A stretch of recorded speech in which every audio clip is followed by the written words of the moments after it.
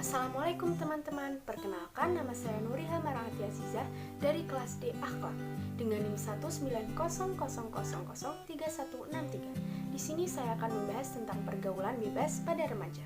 Pergaulan bebas adalah salah satu bentuk perilaku menyimpang. Pergaulan bebas berarti jalinan pertemanan yang melewati batas peraturan atau norma yang berlaku di masyarakat. Keluarga yang kurang harmonis, memilih lingkungan pertemanan yang salah, serta keadaan ekonomi adalah beberapa faktor penyebab pergaulan bebas. Faktor penyebab pergaulan bebas di kalangan remaja yaitu yang pertama, rendahnya taraf pendidikan keluarga, seperti keluarga yang mengizinkan sang anak berpacaran tanpa ada pengawasan yang menyebabkan anak terjerumus ke dalam pergaulan bebas. Nah, yang kemudian dua, orang tua yang kurang memperhatikan pergaulan anak. Orang tua yang sibuk dengan pekerjaannya sehingga anak tidak bisa diperhatikan dengan maksimal. Kemudian tiga, kurang berhati-hati dalam berteman. Contohnya, teman menuntun kita ke arah yang negatif. Terjadi karena berteman dengan orang yang tidak baik. Kemudian yang keempat, keadaan ekonomi keluarga. Contohnya, anak yang putus sekolah karena ekonomi keluarga yang rendah membuat perilaku sang anak menjadi tambah parah. Dampak dari pergaulan bebas memberikan pengaruh besar bagi diri sendiri, orang tua, dan negara.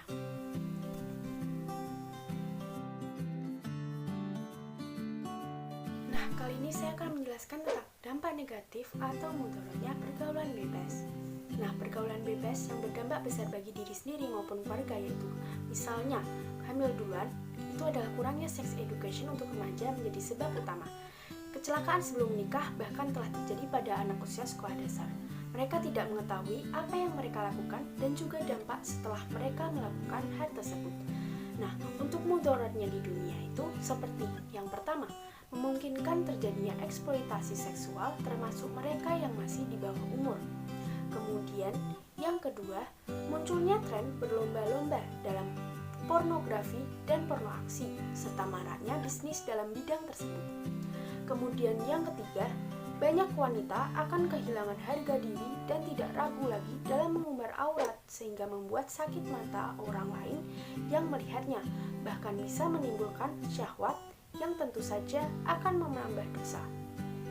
Kemudian yang keempat, maraknya pelecehan seksual di semua tempat sehingga menghilangkan rasa aman terutama bagi perempuan. Kemudian yang kelima, terjadinya wabah penyakit berbahaya yang akan menyerang terutama keluarga. Kemudian yang keenam, meningkatnya kasus kekerasan, pembunuhan, bahkan bunuh diri dan aborsi. Yang keenam, maraknya peredaran film porno yang merusak moral manusia. Dan yang ketujuh adalah meningkatkan kejahatan dalam rumah tangga dan kehancuran rumah tangga pun tak dapat relakan. Mudaratnya di akhirat, yang pertama, murkanya Allah, kemudian mengakibatkan kefakiran, mengurangi umur, hisab yang jelek, siksaan di neraka, dan menghilangkan wibawa.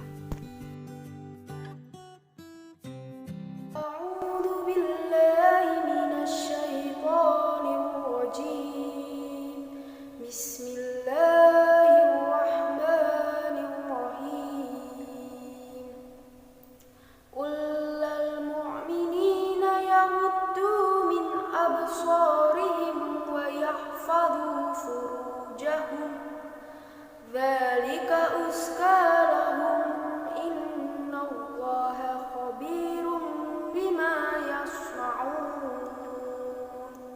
Yang artinya, katakanlah wahai Muhammad kepada orang-orang lelaki yang beriman supaya mereka menyikat pandangan mereka daripada memandang yang haram dan memelihara kehormatan mereka. Yang demikian itu lebih suci bagi mereka. Sesungguhnya Allah amat mendalam pengetahuannya tentang apa yang mereka kerjakan. Quran Surat An-Nur ayat. Kemudian saya akan menjelaskan solusi atau cara menghindari pergaulan bebas. Yang pertama, memperkuat pendidikan agama sejak dini. Jika sejak kecil seseorang telah tertanam mengenai pendidikan agama serta moral yang kokoh, maka tidak akan terjerumus dalam pergaulan bebas. Kemudian yang kedua, membentuk karakter yang positif.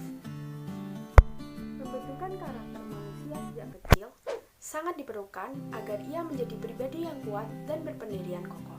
Sehingga walaupun mempunyai kesempatan untuk hidup bebas, ia dapat mengendalikan dirinya. Kemudian yang ketiga, memilih teman. Sangat penting untuk memilih teman dan mengenali tipe kepribadian manusia yang sekiranya dapat memberikan pengaruh positif seperti bagaimana cara menjadi pribadi yang menyenangkan. Kemudian yang keempat, mempererat hubungan orang tua dan anak. Ketika anak dekat dan terbuka dengan orang tua, mereka akan dapat langsung bertanya mengenai berbagai macam persoalan, bahkan yang dianggap sensitif dan tabu seperti seks, bukannya mencari informasi yang bisa jadi menyesatkan pada pihak lain.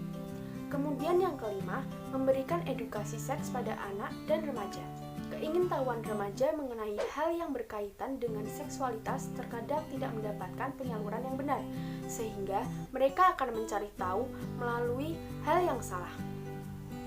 Informasi yang berkaitan dengan seksualitas seharusnya didapatkan anak sejak dini. Tentu saja disesuaikan dengan bahasa yang cocok dengan usia anak. Dengan demikian, mereka juga bisa tahu bahaya dan akibat dari pergaulan bebas. Untuk menghindari pergaulan bebas memang tidak bisa dilakukan hanya dari satu sisi saja atau dilakukan sendiri oleh anak tanpa dukungan dari orang tua dan lingkungannya, melainkan diperlakukan kepribadian yang kuat yang terbentuk sejak anak masih berusia dini agar ia dapat menentukan sendiri hal yang baik dan buruk.